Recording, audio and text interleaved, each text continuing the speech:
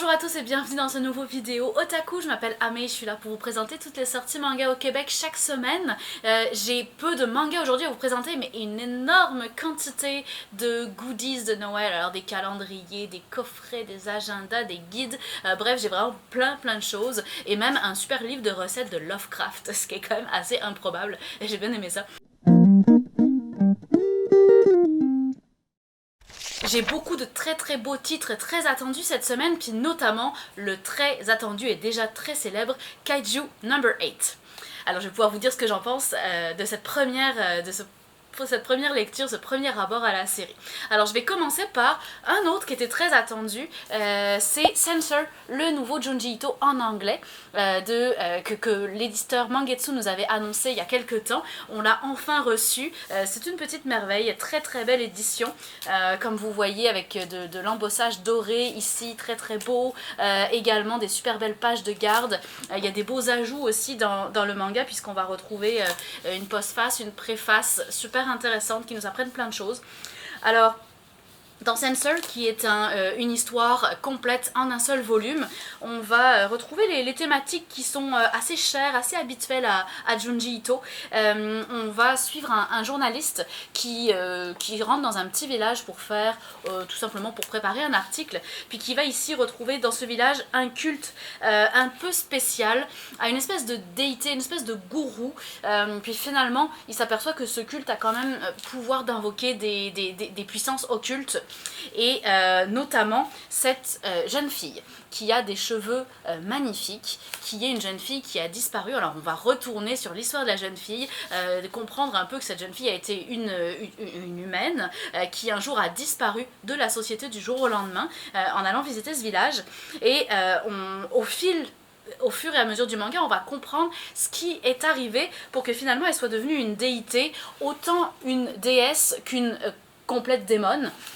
Fait qu'on retrouve beaucoup de thématiques qu'on avait dans Tomie, on retrouve des thématiques qu'on avait dans La déchéance d'un homme également. Évidemment, le dessin est complètement sacoche parce que c'est un Junji Ito écrit sur le tard, donc avec toute l'expérience du maître. Bien évidemment, l'horreur va monter crescendo. Un petit exemple ici.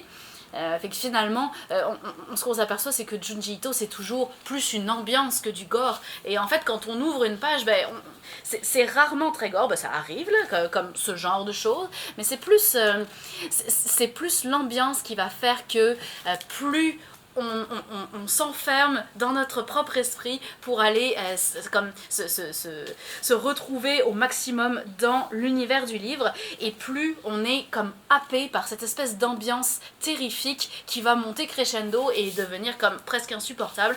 Fait que, encore un chef-d'œuvre de maître Ito, c'est Censor.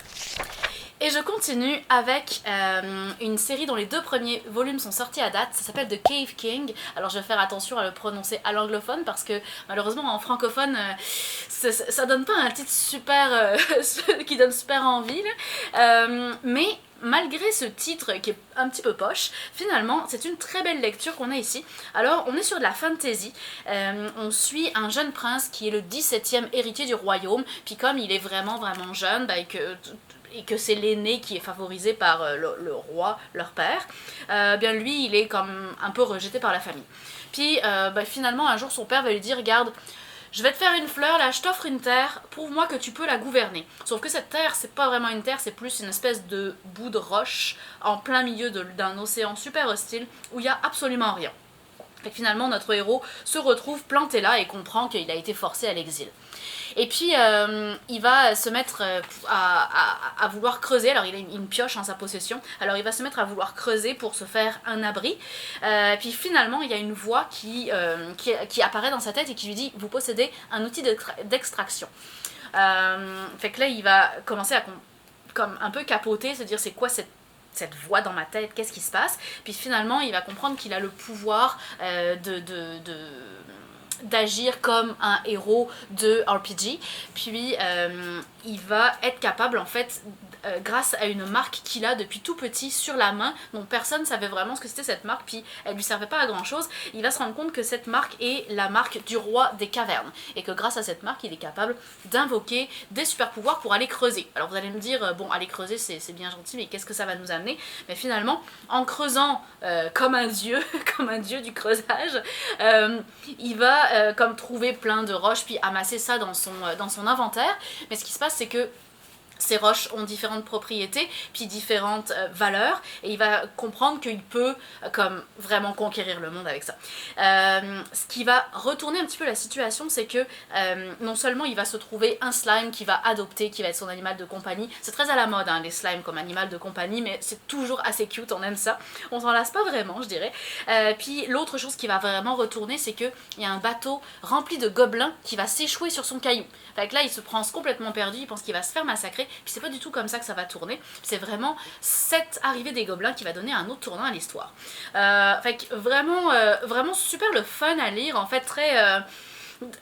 il n'y a pas forcément de combat ou quoi que ce soit, mais il y a de l'action malgré tout, ça bouge, il y a un petit peu d'humour, il y a cette espèce de suspense de ok c'est quoi la prochaine pierre qu'il va récupérer, c'est quoi les propriétés, qu'est-ce qu'il va pouvoir en faire, comment est-ce qu'il va pouvoir évoluer, puis finalement ça se lit un peu comme on jouerait à un jeu de gestion de ressources, fait que c'est quand même assez cool, j'ai bien aimé ça, fait que c'est The Cave King. Et je continue avec un Yuri un petit peu spécial, c'est le sorcière de la fin du monde, on l'attendait avec impatience celui-ci parce qu'on savait que ça allait être une très belle sortie, puis l'attente a été récompensée, c'était effectivement une très belle sortie. Alors on est dans un monde de fantasy où les sorcières ont été chassées par les humains lors de l'Inquisition, ont été pourchassées et depuis se sont un petit peu réfugiées entre elles. Il y a une académie des sorcières qui a vu le jour pour former les nouvelles sorcières et finalement tout le but de cette académie là, même si ce n'est pas avoué, on va rapidement apprendre que c'est un jour de pouvoir se venger des humains. Alors on ne sait pas trop comment ni comment ça va se passer finalement, ni exactement qui fomente ce plan-là. On se rend bien compte que les élèves sont pas vraiment dans ce trip-là, mais en tout cas, ce que la direction veut, c'est vraiment se venger des humains. Alors on va suivre Marie, qui est une nouvelle élève, qui est une humaine, qui semble avoir des pouvoirs magiques, mais qui n'est pas issue d'une famille de sorcières, qui est très très nulle en magie, qui n'y connaît rien. Et comme elle est très nulle, on va lui attribuer une tutrice. Et cette tutrice, c'est Alice. Alice qui est la meilleure sorcière de la classe, qui est comme adulée par ses camarades. Alors on est dans une école réservée aux filles, d'où le côté Yuri, vous allez comprendre. Et puis, finalement, il y a une relation qui va se développer entre ces deux sorcières.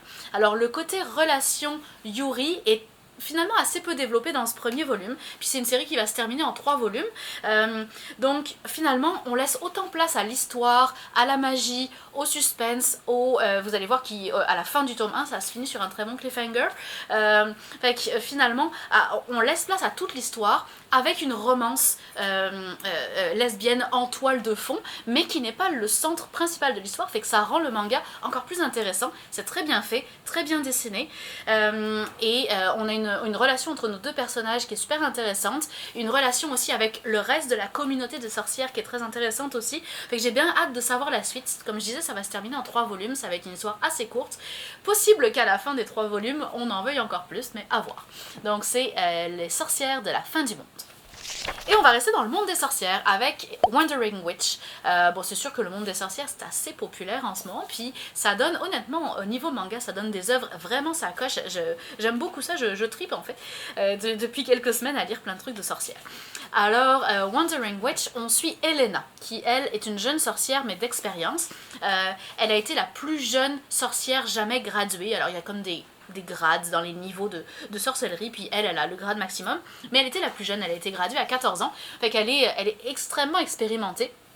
Et elle a décidé que elle, ce qui l'intéressait, c'est de voyager, découvrir le monde, se faire des nouvelles relations, voir comment ça se passe dans différents royaumes. Fait que finalement, on la suit dans ses voyages. Et ça va être comme des petits morceaux d'histoire épisodiques. Alors elle arrive dans un royaume où on ne la connaît absolument pas, puis elle perd sa broche qui atteste de son grade. Fait que là tout d'un coup la vie est beaucoup plus compliquée. Finalement elle va rencontrer une jeune sorcière qui est très expérimentée qu'elle va un peu prendre sous son aile. Puis elle va se retrouver dans le royaume des fleurs où il y a une malédiction qui fait que tous les gens sont attirés vers un champ de fleurs puis ne peuvent plus jamais s'en sortir. Il y a plein de petites histoires courtes comme ça. Et puis on va avoir quand même une évolution de Elena, notre personnage principal, au sein de cette histoire. On va revenir dans son passé, revenir dans son apprentissage, découvrir le maître, la maîtresse sorcière de Elena, comprendre un petit peu par où elle est passée pour en arriver là. Fait que le personnage principal est très intéressant. C'est très bien dessiné, et puis le côté épisodique fait que c'est assez léger à lire. Fait que c'est Wandering Witch. Et je continue avec un autre manga quand même très très attendu, c'était Shangri-La Frontier. Alors là on est typiquement dans le jeu vidéo à proprement parler, on n'est même pas dans un isekai où un personnage bascule dans un jeu vidéo, on est carrément comme si on jouait nous-mêmes. Fait que si vous aimez les jeux de MMORPG, vous allez probablement aimer ça. Alors ben tout simplement on suit un gars qui adore, alors il appelle ça dans le manga des booze, fait que c'est comme des jeux vidéo qui sont mauvais, en fait on peut le dire comme ça, fait que soit parce qu'ils sont pleins de bugs, soit parce qu'ils sont très impopulaires, soit parce que, je sais pas moi, le main character a été juste complètement loupé, fait qu'ils sont très impopulaires et ne se vendent pas, puis lui c'est un collectionneur de ces jeux vidéo là, et il se fait un plaisir d'essayer de les terminer, puis ce qu'il aime beaucoup aussi, c'est que souvent dans ces jeux, le niveau est vraiment mal géré, fait que soit c'est trop facile, soit c'est vraiment trop difficile, fait que lui il aime ça, trouver ceux qui sont vraiment très difficiles pour essayer de les réussir. Puis un jour il est un petit peu à court d'idées sur quoi choisir dans son nouveau jeu, et sa vendeuse habituelle de jeux vidéo lui dit mais regarde, pourquoi t'essaierais pas Shangri-La Frontier, c'est comme le jeu le plus populaire en ce moment, le blockbuster, je sais que t'aimes pas les trucs populaires mais regarde, moi je l'ai essayé puis c'est vraiment bon. Fait qu'il se laisse convaincre et il achète Shangri-La Frontier qui est un jeu en réalité virtuelle immersive. Et puis au moment où il commence le jeu, ben, nous on va entrer dans le jeu vidéo avec lui et on va le suivre tout au long de ses quêtes. Alors comme c'est un joueur très expérimenté, il saute un peu les étapes, puis il va un peu trop vite par rapport à ce qui est prévu. Puis ça donne des combats quand même assez intenses, fait qu'on va le suivre dans ses combats, dans son évolution dans le jeu. Et également dans tous les problèmes qu'il va rencontrer du fait que il va beaucoup trop vite par rapport à ce qui est prévu pour le jeu.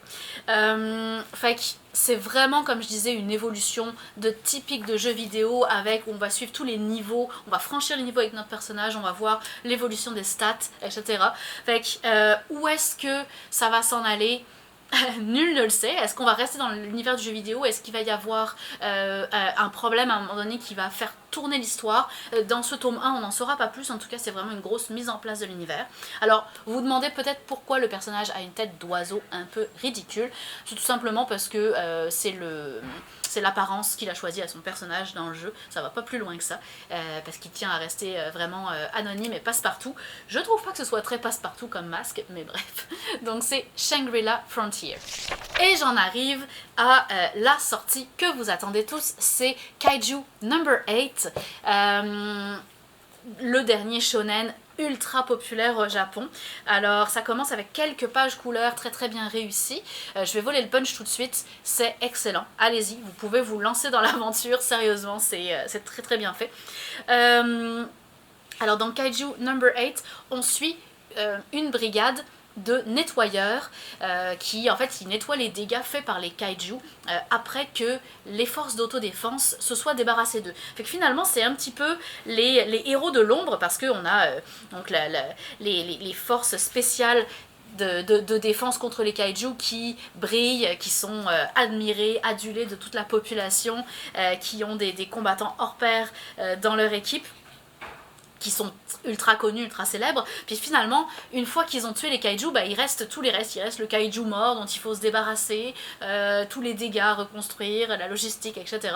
Puis tout ça, c'est des choses qui se font dans l'ombre par cette brigade de nettoyage. Et notre héros, il est chef d'équipe dans une de ces brigades. Il a toujours rêvé d'intégrer les forces d'autodéfense, mais il n'a jamais réussi à passer le concours. Puis un jour, il y a un jeune qui arrive dans son équipe, puis il lui dit « Mais regarde, pourquoi t'as arrêté de te battre? Vas-y là, essaye, je suis sûre que t'as le niveau, un jour tu vas y arriver. » Fait que ça lui donne envie de se rebooster, puis d'essayer de passer ce concours. Ce qui va se passer, c'est que à la suite d'un nettoyage qui s'est mal terminé, ils vont se retrouver à l'hôpital tous les deux. Et à l'hôpital, il y a comme un espèce de petit insecte qui est un mini kaiju qui va comme tourner autour de lui, puis il va l'avaler par inadvertance. Et au moment où il l'avale, ben, il va un petit peu fusionner avec ce kaiju. Et il va en assimiler les pouvoirs, mais aussi l'apparence. Alors il va devenir à moitié un kaiju, à moitié un être humain. Il va être capable de se transformer, il va apprendre à maîtriser, alors voilà à quoi il ressemble, il va apprendre à maîtriser cette transformation au fur et à mesure du premier volume. Et grâce à ses pouvoirs, il se dit que peut-être, effectivement, il serait assez fort pour rejoindre les forces spéciales. Mais bon, le problème, c'est qu'à cause de son apparence, il fait un petit peu peur. Fait on va avoir toute la phase justement de présentation de notre personnage, de cet univers rempli de kaiju. Je vous montre aussi en même temps le cover mis comme ça, il est super beau. Et on va avoir également la phase d'entraînement où nos deux personnages essayent d'intégrer les forces spéciales. C'est vraiment le contenu de ce premier volume. C'est très bien fait, ça ressemble beaucoup à du Jujutsu Kaisen ou à du Black Torch, un peu moins connu mais excellent aussi. C'est vraiment dans la veine des shonen neketsu, un petit peu plus mature, qu'on voit beaucoup paraître en ce moment, et c'est très bien fait. Honnêtement, la réputation n'est pas volée, fait que je vous le conseille fortement. C'est Kaiju Number 8. Alors maintenant j'ai présenté tous mes mangas, je vais rapidement vous faire un petit tour de tout ce qu'on a reçu parce qu'il y a des très très belles choses, notamment il y a des super beaux calendriers. Alors vraiment je capote, cette année on a des très très beaux calendriers qui nous sont parvenus, c'est pas toujours le cas. Alors j'ai un Promise Neverland ici, qui va vraiment se mettre dans ce sens-là. Puis vous voyez, ça va être un calendrier mensuel où vous aurez 12 images différentes, une par mois. Puis les posters sont vraiment super beaux, vous pouvez même les garder après l'année 2022 pour les collectionner. Donc vraiment très très beau. Vous avez un super beau aussi poster pour la première fois, pardon pas poster, je vais y arriver, calendrier pour la première fois de Jujutsu Kaisen. Même chose avec en fait à l'intérieur 5 posters à collectionner. Ce qui est le fun, c'est qu'ils sont vraiment bien pour la collection parce que les dates sont écrites vraiment en tout petit en bas. Elles sont vraiment intégrées au design. Ce qui fait que la discrétion fait que si vous les gardez pour décorer votre chambre après, c'est quand même super beau. Puis vous n'allez pas juste avoir des gros chiffres noirs et blancs en dessous. Puis le dernier qu'on a eu, c'est My Hero Academia. Dans le même format que Promise Neverland, mais par contre là vous aurez seulement 6 posters à collectionner, donc vous avez 2 mois par page. J'ai également, alors là, 2 très très beaux livres. Alors le premier c'est Anime Architecture, c'est vraiment un livre informatif / artbook sur les architectures dans les mangas et dans les animés. Donc la conception, comment ça a été fait. Alors évidemment vous avez des grands classiques comme Akira par exemple, aussi probablement Blame aussi si je me souviens bien, parce que Blame est quand même connu pour son architecture un peu à tomber par terre. On est surtout dans des univers sci-fi, mais pas que. Fait que vraiment comment ça a été construit, des interviews des gens qui ont travaillé sur la conception des animés, c'est super beau. Honnêtement, si c'est un sujet qui vous intéresse, et je sais que vous êtes plus d'un à vous intéresser à tous ces univers grandioses qu'on retrouve dans le manga, voilà, Amer Béton ici, honnêtement, c'est un très très beau livre, autant au niveau des images, des illustrations que des explications, c'est très très complet. Et puis le deuxième beau livre que j'ai eu, je vous en parlais tantôt, c'est le le Necrono Miam Miam. J'aime beaucoup le titre. Alors c'est un livre de recettes qui est inspiré des univers de Lovecraft, et honnêtement c'est une super belle édition, comme vous voyez elle est toute brillante, et vous allez voir qu'à l'intérieur c'est comme des pages de parchemin. Et vous avez donc plein de recettes, mais pas que. Alors vous avez l'agneau sacrificiel, je l'aime beaucoup celui-là, je vous avoue. C'est surtout, alors les Écosses d'Innsmouth. D'ailleurs le cauchemar d'Innsmouth vient de paraître, je vais vous le présenter la semaine prochaine. C'est le nouveau manga de Lovecraft, l'œuvre de Lovecraft adaptée en manga par Gotanabe. Fait que voilà, c'est beaucoup du dessin, du croquis, évidemment des recettes, mais vous avez également les extraits du livre dans lesquels on a trouvé cette recette, enfin qui ont finalement inspiré cette recette. Fait que les extraits des livres, puis ensuite les ingrédients, puis la préparation évidemment. Fait que c'est un super beau livre qui n'a pas de photos, et je trouve ça cool parce que ça aurait été bizarre de faire un livre sur un auteur comme Lovecraft avec des procédés modernes comme de la photo, fait que c'est très bien pensé. Donc c'est le Necronomiam Miam. J'ai également des super beaux coffrets, alors fait l'un pour l'autre. Je sais pas si vous avez déjà entendu parler de cette série, moi c'est une série que j'adore. C'est un shonen qui parle de shonen et de chats, et c'est quand même deux sujets qu'on adore. Alors c'est un gars en fait qui adore les chats, mais les chats ne l'aiment vraiment pas. C'est le désespoir de sa vie. Puis un jour, il va rencontrer un maître chat, qui est un gars qui est capable de parler aux chats. Fait que là, il va se faire son disciple et apprendre à communiquer avec les chats. Puis ça va lui faire développer toutes sortes de pouvoirs. Fait qu'il y a un côté très fantastique là-dedans. Ça ressemble un petit peu à Yankees, par exemple, avec le côté Bad Boys en moins. Mais c'est vraiment une série hilarante. Donc fais l'un pour l'autre. J'aime aussi beaucoup le titre, hein, on va se le dire. J'ai également un coffret de Goblin Slayer, donc la série fantasy médiévale du moment. Attention, quand même ultra violent à ne pas mettre entre toutes les mains. Mais vous avez donc les 3 volumes à l'intérieur avec un coffret collector. Et également un coffret avec les 3 premiers volumes de One Punch Man. Même chose, coffret collector. Ça c'est l'édition 2021, il y en avait eu des précédemment, mais on est sur une nouvelle édition. Puis vous avez un poster qui est gratuit à l'intérieur. Également un coffret de Pokémon Diamant et Perle, donc les 5 gros volumes de Pokémon Diamant et Perle Platine qui sont réunis en un super joli coffret. Et le dernier coffret est assez improbable, j'étais vraiment contente de le voir sortir, c'est le coffret de Kiehi. Alors vous avez les 6 volumes du manga et puis vous avez également 6 ex-libris à collectionner qui sont exclusifs, jamais sortis en dehors du coffret, et également un livret collector qui est juste ici avec un contenu secret.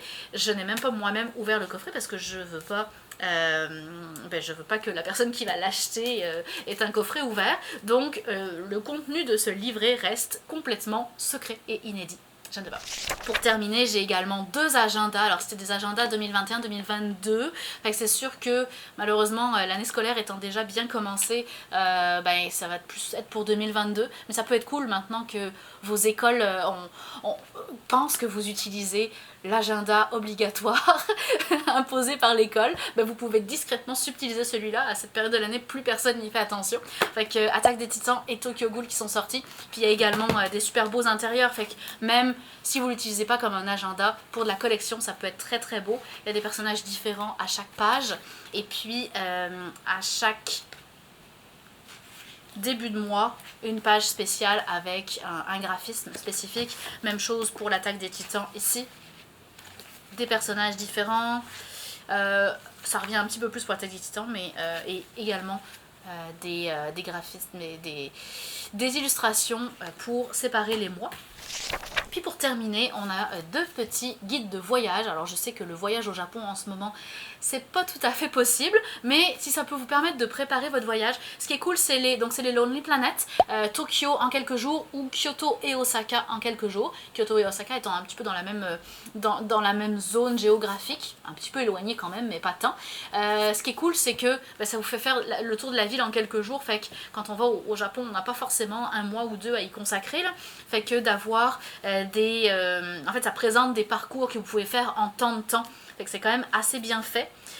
C'est illustré comme d'habitude, vous avez une carte détachable de la ville, un plan du métro, très important à Tokyo parce que vous allez vous perdre. Je me suis perdue, je peux en témoigner. Et puis évidemment toutes les bonnes adresses, etc. Mais le principe c'est vraiment de vous présenter ce qui est faisable en seulement quelques jours, fait que ça peut être super intéressant. Fait que c'est les 2 Lonely Planet. Et c'est donc ce qui va faire le tour pour nos sorties de cette semaine. Je vais terminer par mes tops et mes flops. Alors je vous avoue que je n'ai pas de flop cette semaine, c'était une super belle semaine de lecture, honnêtement je me suis éclatée, tout était vraiment très beau et je vais avoir de la misère à choisir un top parce que sérieusement j'aimerais ça tous les mettre en top. Fait que si je devais choisir 2 tops, allez je vais me limiter à ça, je mettrais Kaiju Number 8 puis Censor. Censor, oui évidemment c'est le maître de l'horreur Junji Ito, fait que ça ne pouvait qu'être un top. mais il faut le signaler, honnêtement, malgré le nombre d'œuvres assez impressionnant qui sort chaque année, ben, ça reste toujours aussi bon, toujours autant de la qualité, fait que allez-y avec Censor. Puis Kaiju Number 8, vraiment c'est une réussite en termes de shonen neketsu, vraiment excellent, autant au niveau des graphismes que des personnages, que de la balance entre humour, aventure, suspense, action. Les monstres sont super beaux. Honnêtement, c'est une très très belle réussite aussi. Donc voilà, ça fait le tour pour mes tops. Merci beaucoup d'avoir écouté ce vidéo aujourd'hui. On se retrouve la semaine prochaine pour plus de nouveautés. D'habitude, je m'arrête à cette saison parce que j'ai plus de nouveautés, mais là ça continue, fait que allons-y, c'est le festival des nouveautés. Je vous en reparle la semaine prochaine, j'ai de très très belles sorties, et puis notamment, comme je vous l'ai dit, le nouveau Lovecraft que j'ai bien hâte de lire. Merci beaucoup et à la semaine prochaine, salut!